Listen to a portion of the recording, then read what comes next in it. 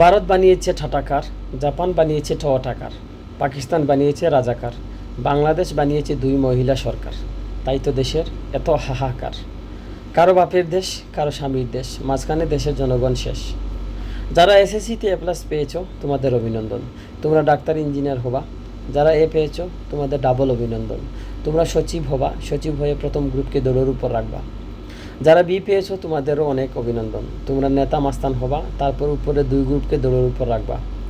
যারা টেনে টুনে পাস করেছো তোমাদের ট্রিপল অভিনন্দন, তোমরা প্রথমে ব্যবসায়ী হবা, তারপর চেয়ারম্যান, তারপর এমপি, তারপর মন্ত্রী হবা।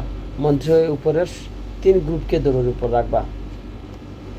শুদ্ধভাবে বাবা মার নাম লিখতে না পারা পার্টি যারা পাশ করতে পারো নাই তোমাদের অভিনন্দন, তোমরা সাংবাদিক হবা, সাংবাদিক হয়ে 20 কোটি মানুষকে দৌড়ের উপর রাখবা।